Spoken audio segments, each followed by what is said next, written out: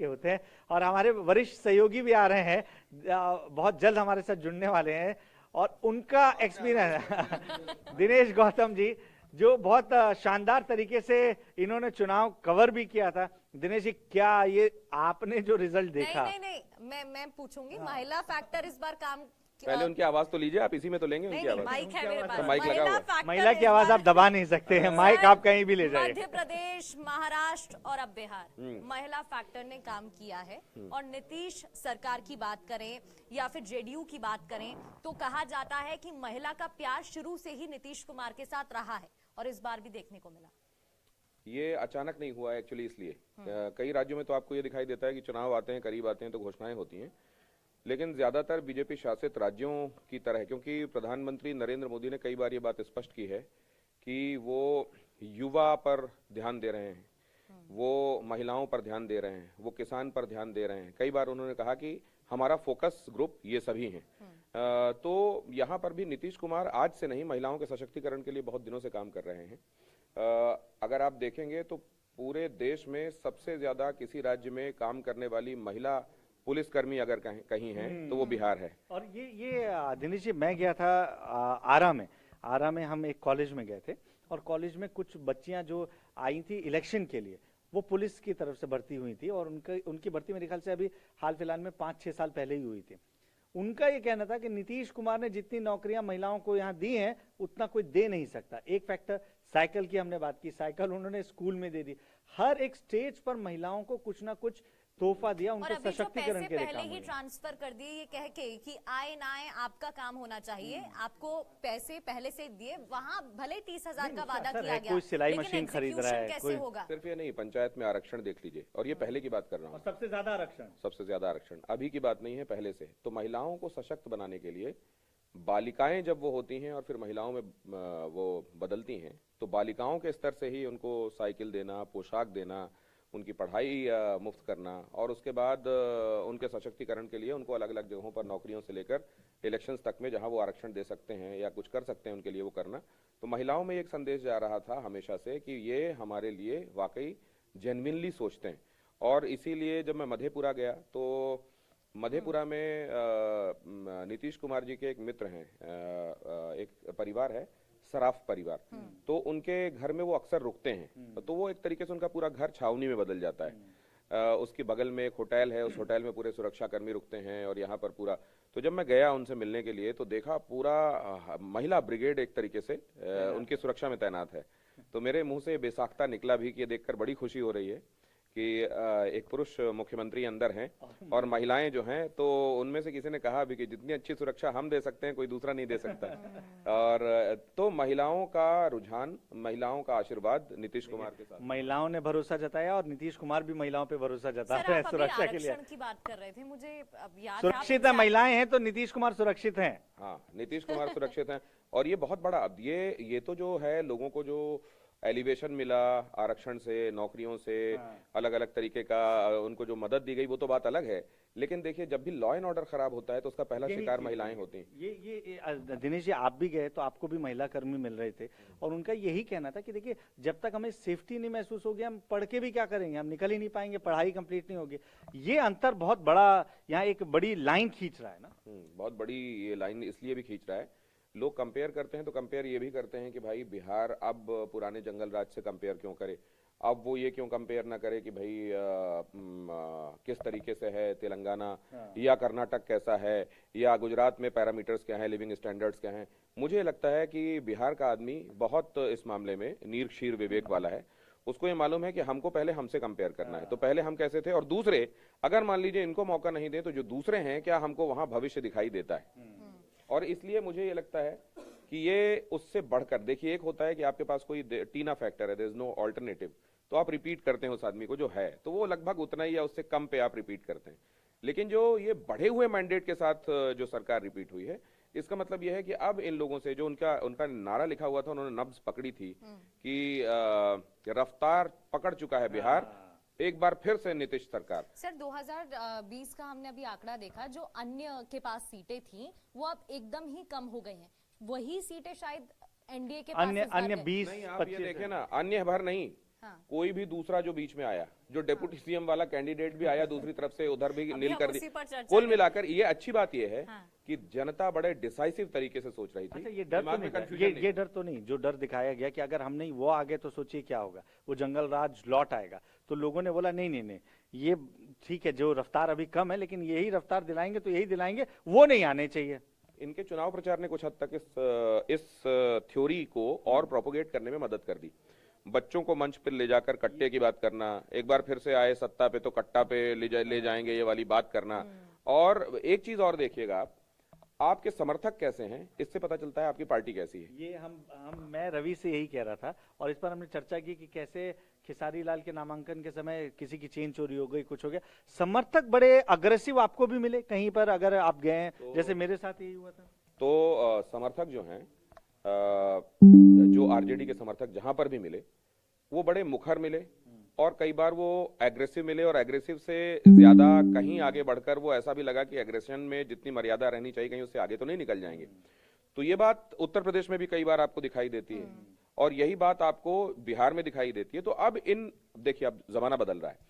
एक जमाने में जब आपने एक तरीके से बात की, सामाजिक न्याय की, आपने कहा जो डाउन ट्रॉडन है, जिसको कभी बराबर में कुर्सी में बैठने की जगह नहीं मिली, कमरे के अंदर आ रहा है तो चप्पल उतार कर उसको आवाज दे रहे हैं, तो उस समय अगर आपने किया तो आपका एग्रेशन, ये उसको एक वाजिब चैनल मिला और आप उसको लेजिटिमाइज कर पाए कि हम ये क्यों कर रहे हैं।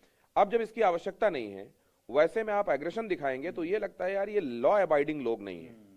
तो कई बार आपको ये भी ये एक समय में आपका ये एसेट था, लेकिन जो आपका एसेट होता है वक्त के साथ अगर आपने उसको रीइनोवेट नहीं किया तो वो लाइबिलिटी हो जाता है, फिर आप नोकिया बन जाते हैं कि वक्त के साथ आपको चेंजेस एक्सेप्ट करना है, अदरवाइज। पर रहे, आप लगातार शो कर रहे थे, अड़ी हम देख रहे थे।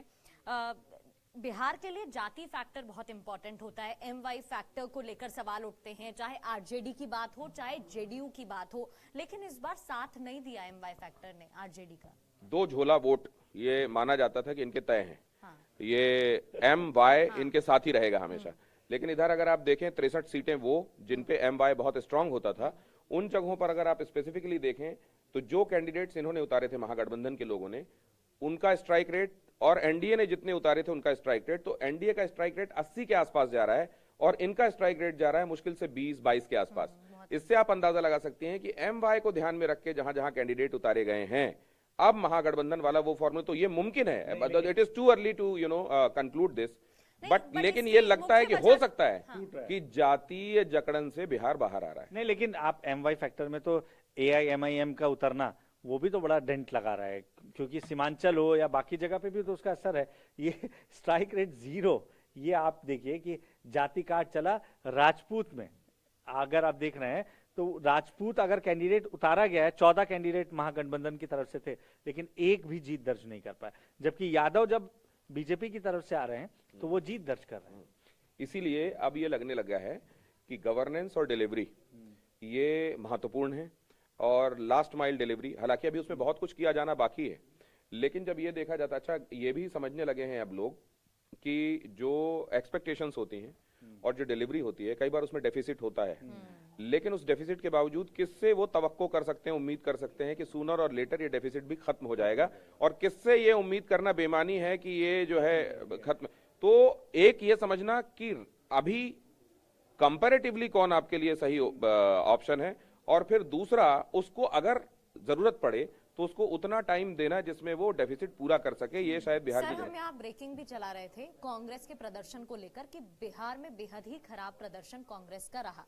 अगर हम तुलना करें 2020 से 15 से, तो उस टाइम भी सीटें बहुत ज्यादा अच्छी नहीं थी, लेकिन अब जिस तरीके से सीटें आई हैं तो बिल्कुल ही सुपड़ा साफ होता हुआ। नहीं, इस पे तो देखिए मैं अपना एक्सपीरियंस बताऊंगा, फिर हम दिनेश जी से पूछेंगे उन्होंने क्या ये ऑब्जर्व किया था, उनका ऑब्जर्वेशन क्या कहता है। कांग्रेस के कार्यकर्ता या कांग्रेस का संगठन सड़क पर कहीं नजर नहीं आ रहा था, उनके झंडे तक आपको देखने के लिए मशक्कत करनी पड़ रही है। कब? जब बिहार में चुनाव है, जब आप प्रमुख गठबंधन, जो विपक्षी गठबंधन है उसकी प्रमुख पार्टी हैं, आप ऐसा नहीं कि आप 10 सीटों पे 20 सीटों पे चुनाव लड़ रहे हैं, उस समय अगर आपके इतने नीरस कार्यकर्ता हैं, इज इट ट्रू ऐसा आपको देखिए, बड़ी बात यह है कि आप एक लक्ष्य निर्धारित करते हैं और फिर उसके बाद जुटते हैं तो रिजल्ट्स आते हैं। बीजेपी आप देखें वो पंचायत का चुनाव ही क्यों ना हो, लोकल बॉडी इलेक्शन क्यों ना हो, अमित शाह तक उसमें चले जाते हैं प्रचार के लिए। ये बताता है कि उनका कितना कमिटमेंट है किसी एक चुनाव को लेकर। यहाँ आप देखिए कि पूरी ये जो इनकी यात्रा थी, वोटर अधिकार यात्रा, अचानक पूरे जोर शोर से करते हैं, कई जिलों से होकर हजारों किलोमीटर की यात्रा निकालते हैं, और उसके बाद 2 सितंबर से जो गायब होते हैं वो, तो उसके बाद छठ के अगले 28 तारीख को। अच्छा, छठ में गायब होना भी तो एक क्वेश्चन था। मुझसे लोग पूछे थे, बताइए हमारा छठ है, और आप उस समय कहीं जुड़े थे और मैं मुजफ्फरपुर से जुड़ा था, शायद आप पटना में थे, तो लोग मुझसे ये पूछे थे, राहुल गांधी सब त्योहार पे देते हैं, छठ पे वो कहीं नजर नहीं आ रहे हैं। आप ये बताइए, जब दिल्ली में इलेक्शन चल रहे थे तब वो बिहार गए थे, याद है आपको? दिल्ली में इलेक्शन चल रहे हैं, आप बिहार गए हुए हैं, लेकिन जब बिहार में इलेक्शन चल रहा है तब आप 2 सितंबर को जब वहां से निकलते हैं तो उसके बाद पूरा सितंबर, पूरा अक्टूबर आप दिखाई नहीं देते हैं। अक्टूबर की 29 तारीख को, 28 या 29 तारीख if I am not wrong, वहां दिखाई देते हैं। तो अच्छा, आपका नेता जिस तरीके के कमिटमेंट के साथ काम करता है वैसे ही डाउन द लाइन परकोलेट होता है कमिटमेंट के हिसाब से। तो इस मामले में भारतीय जनता पार्टी का मौजूदा नेतृत्व और कांग्रेस में जो दिखाई दे रहा है उसमें बहुत बड़ा फर्क दिखाई दे रहा है। हाँ, क्योंकि सर बीजेपी ने अपने पुराने फॉर्मूला पे काम किया। बीजेपी शासित प्रदेश के जितने भी सीएम थे वो जुट गए थे, तमाम रैलियां हुई थी। दूसरी ओर अगर बॉन्डिंग की अगर हम बात करें महागठबंधन पे, तो उसको लेकर भी सवाल खड़े हुए थे कि जब दिल्ली गए तेजस्वी यादव तब भी मुलाकात नहीं हुई राहुल गांधी से, और फिर यहाँ पर भी जो संयुक्त रैली हुई थी वो एक ही रैली हुई थी। यहाँ उसको लेकर भी सवाल खड़े हो रहे थे। जनता श्योर नहीं थी कि चल क्या रहा है जब तक प्रेस कॉन्फ्रेंस नहीं हो गई लास्ट। ये आपने देखा होगा कि ये एक यूनाइटेड, एक कोहेसिव, एक मोनोलिथिक, एक घर जैसा लगा ही नहीं ये वाला कोएलिशन। हमेशा ऐसा लगा रहा है जैसे इसमें वीक लिंक्स हैं, हमेशा लगा रहा है जैसे इसमें दरारें हैं, कहीं पे उसको सतह पे दिखाने की कोशिश नहीं, मूंदने की, ढांकने की कोशिश है, उसके बावजूद वो दरारें नजर आ रही थी। ये जो 14 सीटें, 12 सीटें जो इसमें फ्रेंडली फाइट हुई है, उसमें से 8 सीटों के आसपास हार गए वो। ये बताता है कि वो तो सिर्फ एक सतह का, जो सतह पे आ गई बात वो दिखाई दे रही है, लेकिन अंदर जिस तरह से आपको लड़ाई के लिए कोहेसिव फोर्स, पहले आपके बीच में जो चल रहा हो, लेकिन एक बार जब आप बना लें गठबंधन, उसके बाद जैसा आपको एक मुट्ठी की तरह बंध जाना चाहिए सभी उंगलियों को, वैसा उसकी कमी नजर आई। और ये कमी बहुत बड़ी कमी होती है जब खास तौर से इतने फॉर्मेडेबल लोगों से और पार्टियों से आपका मुकाबला हो, जितने की जेडीयू और बीजेपी। अलग अलग यात्रा निकाली गई। पहले राहुल गांधी की यात्रा थी और तेजस्वी यादव उसमें साथ देते नजर आए। फिर अलग से दोनों का नाम आपको याद होगा। हाँ, राहुल गांधी की यात्रा का नाम क्या था? वोटर अधिकार यात्रा। फिर इन्होंने क्या निकाला? न्याय यात्रा। हाँ, बिहार न्याय यात्रा। क्या हुआ उस समय? ये समझा गया, पहले ये समझा गया कि ये एसआईआर का मुद्दा लोगों को छू कर जाएगा और इसको बहुत बड़ा बनाया जा सकता है। कांग्रेस ने ये सोचा था और कांग्रेस इसमें लीड लेने लगी थी। तब उस समय जो खुद को सत्ता का वहां नैसर्गिक दावेदार मानता है वो आरजेडी है। तो कांग्रेस वाले संकल्प के साथ वो दिखे, लेकिन उतने मन से नहीं दिखे। इनको ये लगने लगा बाद में कि देखिए ये उतना लोगों के बीच में ये रिवर्बरेट उनसे कनेक्ट हो नहीं रहा है उतना एसआईआर वाला मुद्दा, तो एक काम करो, अब इस वाली यात्रा को रोकते हैं। इसलिए सितंबर में आ गए राहुल गांधी वापस।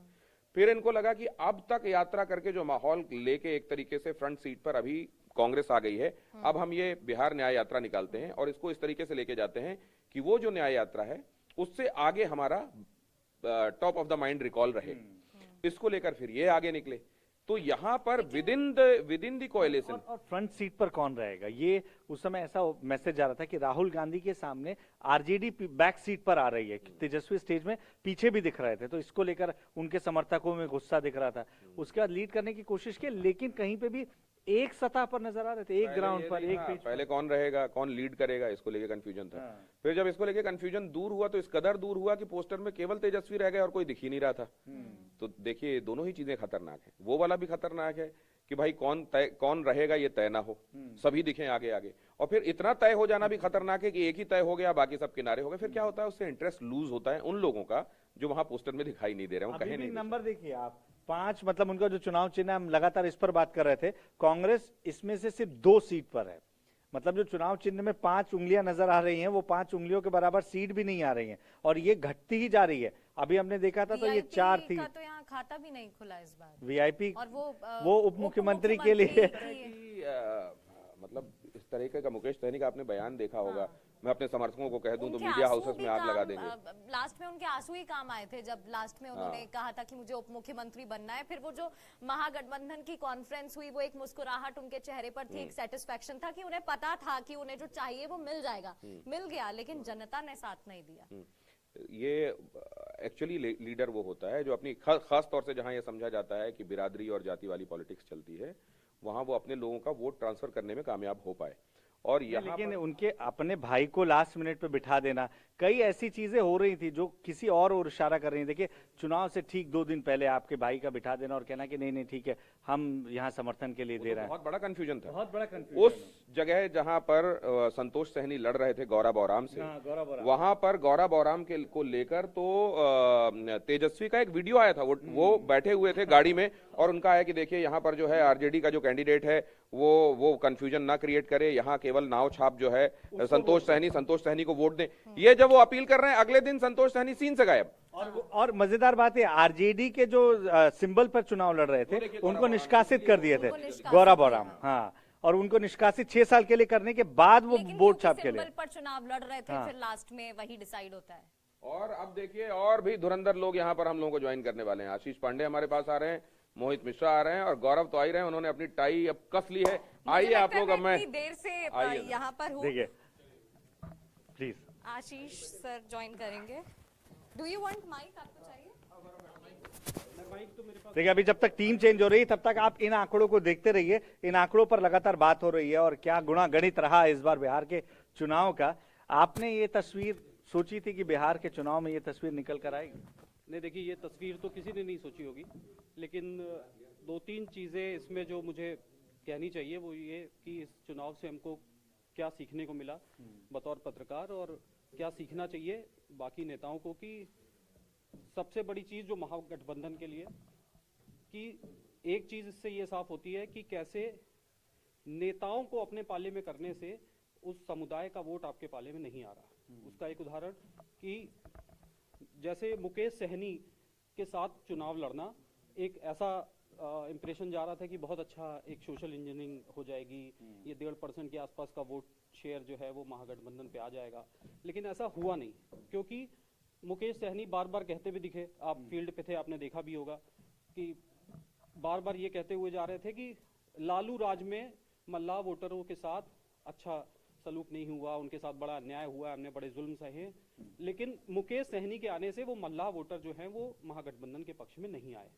और मल्लाह वोटर के साथ साथ जो उनके ही समुदाय के वोट माने जाते हैं, निषाद केवट, उन्होंने भी सिरे से खारिज कर दिया। सिरे से खारिज किया। राहुल गांधी तालाब में छलांग भी लगाई इस उम्मीद में कि शायद वो छलांग से कुछ वोटर हमारी तरफ आएगा। ना मछली आई हाथ में और ना वोटर आया हाथ में, वोटर भी नहीं आया। दूसरी चीज की जैसे एक बहुत इंपॉर्टेंट फैक्टर था आईपी गुप्ता का। आईपी गुप्ता के साथ ऐसा लग रहा था कि शायद वहां से भी 1.5% का इजाफा होगा महागठबंधन को, जो नहीं हुआ। आईपी गुप्ता का फैक्टर क्यों इंपॉर्टेंट था?